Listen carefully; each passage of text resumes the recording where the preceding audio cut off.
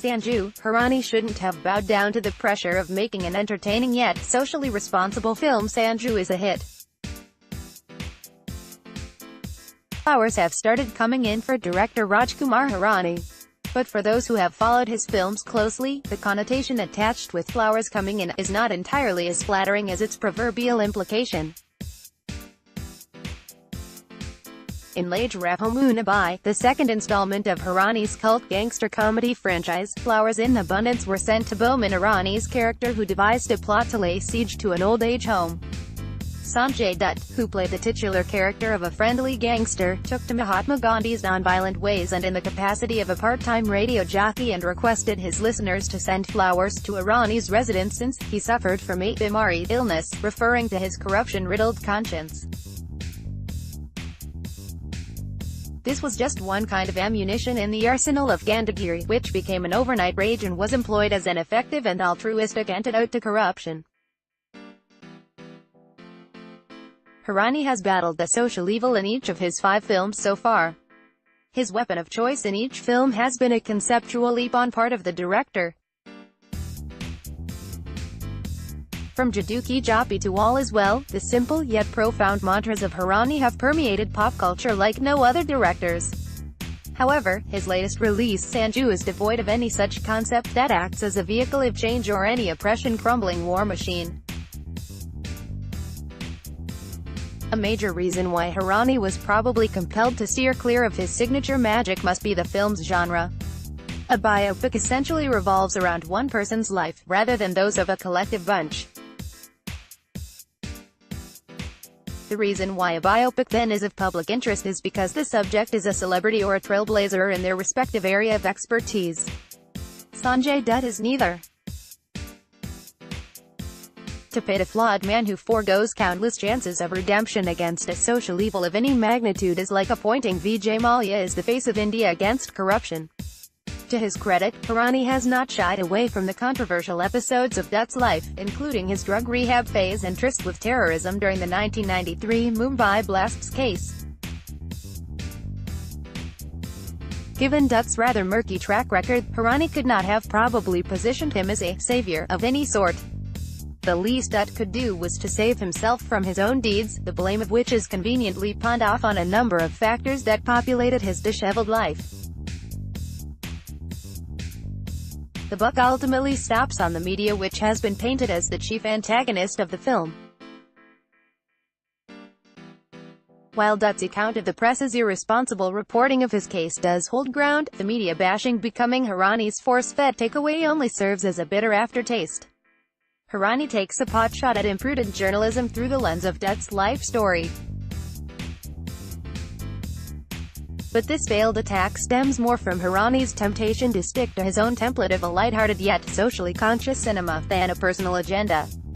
If a typical Hirani entertainer has to be deconstructed, Boman Irani, lighthearted humor, a liberal dose of drama and a life lesson to take home will be the key ingredients.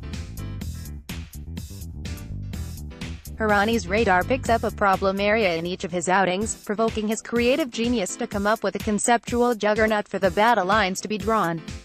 But in the case of Sanju, while there was little scope for conceptual freedom, there was no need for a social issue to be addressed in the first place. Interestingly, the medium through which Hirani disseminates his unerring way-outs ends up becoming the problem area in the consequent film.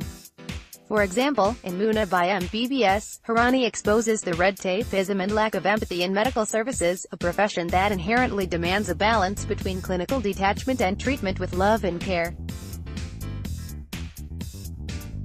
His cure is a Jadoo Ki Japi, a bear hug to the patient or any person buoyed down by physical or emotional pain.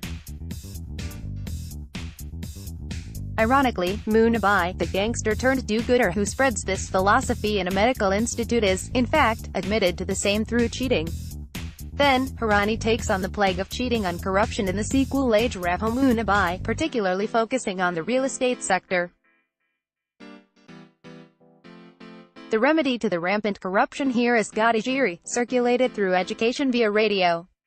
Hirani then makes his accomplice in this film, awareness and education, his target in 3 Idiots, where he confronts the menace of depression and anxiety among college students.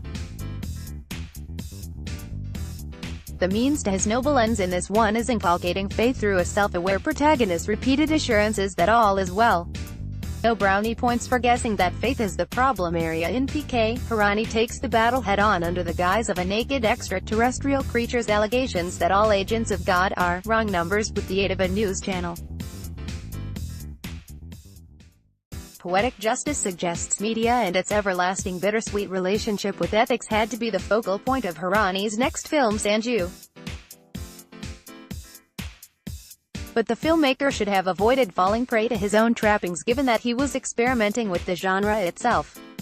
A biopic, particularly one of a flawed public personality, is not in a position to question social shortcomings. The first half wisely deals with Dutt's fight against drug addiction by chronicling his quest for a life devoid of substance abuse. Karhar Made in Fateh, which Ranbir Kapoor says has an "Eye of the Tiger" feel, serves as an ideal anthem for Dutt's journey. But the second half gets indulgent in celebrating the Rajkumar Hirani brand of cinema by incorporating every possible trope. In the climax, when Dutt describes media as a drug, one man's skirmish with the Fourth Estate explodes into its ill effects being projected as a societal menace. The "Baba Bolta Hai" promotional song serves as the exclamation point. This turn in the narrative is unfortunate. As a biopic, at its heart, it is a person's conflicts within and not those with society at large. Dutt's life story was an ideal recipe for a biopic had Hirani focused more on his internal battles than the superficial ones. At the trailer launch of Sanju, when Ranbir was asked what he would imbibe from Dutt's troublesome life, he wisely said, "I would learn from the mistakes he made at various points of his life." This writer wishes Hirani could have echoed the same thought and chosen his battles wisely. Also read, is Sanju a better film without Ranveer Singh? Recalling other memorable change in cast that created history. Updated date, July 8, 2018, 9:21 a.m. Tags